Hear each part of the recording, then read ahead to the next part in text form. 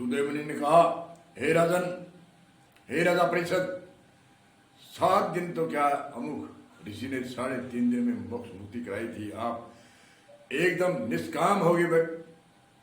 हमारे श्रोता बनो और मैं वक्ता बनूंगा, क्या बात है, क्या नहीं होती, सब कुछ होता है। कहते हैं सुदेव मुनि कथा करते हैं, और कथा कैसी? सुदेव मुनि कथा करते हैं, मंगलाचरण करने भी भूल गए, शरीर का भान भी नहीं, मैं क्या कहता हूँ क्या नहीं कहता हूँ, मंगलाचरण करने चाहिए या नहीं करने चाहिए। तो उस समय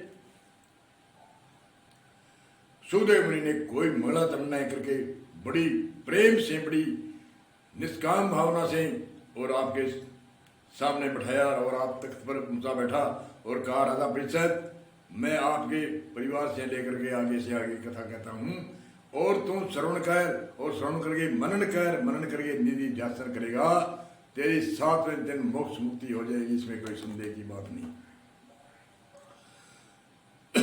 तो राजा परीक्षित एक आसन पर श्रोता और सुदेव मुनि एक आसन पर कथा कहने वाला, और सुदेव मुनि को कहते हैं कथा में, बहुत कथा में 3 दिन तक, 2 दिन 3 दिन तक गए। सुदेव ने मंगलाचरण 3 दिन के बाद में किया, रे मैं कहाँ बैठा हूँ, कैसे कह रहा हूँ, मंगलाचरण नहीं किया। तो कह रहे इतने प्रेम में मगन होकर के कथा कहते हैं, और राजा परीक्षित ही तन्मय होकर के और कथा को सुनते हैं।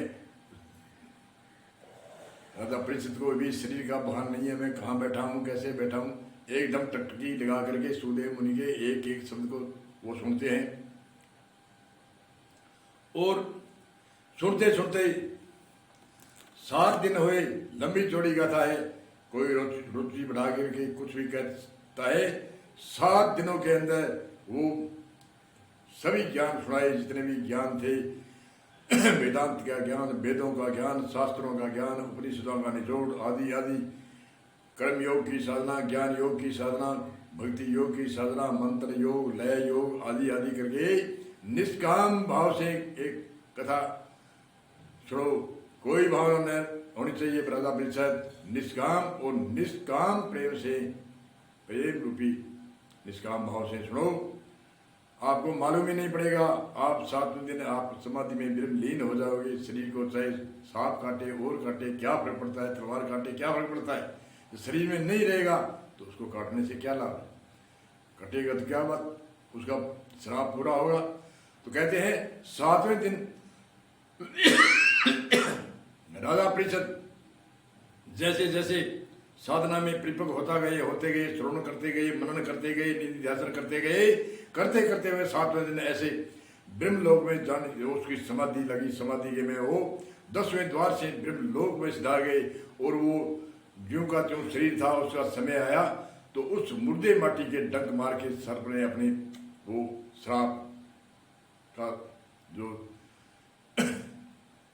वरदान था, उस श्राप को उसने काट लिया। सांप ने काटा तो उसको क्या है, वहाँ तो सुदेव मुनि की नया आत्मा है, नया कुछ है ही नहीं, मृतक के समान पहले भी है, 1 मिनट पहले और 1 मिनट के बाद में सांप ने खा लिया। तो कहने का अर्थ है हम भी 7 दिनों में कोई न कोई बार में हम मरेंगे।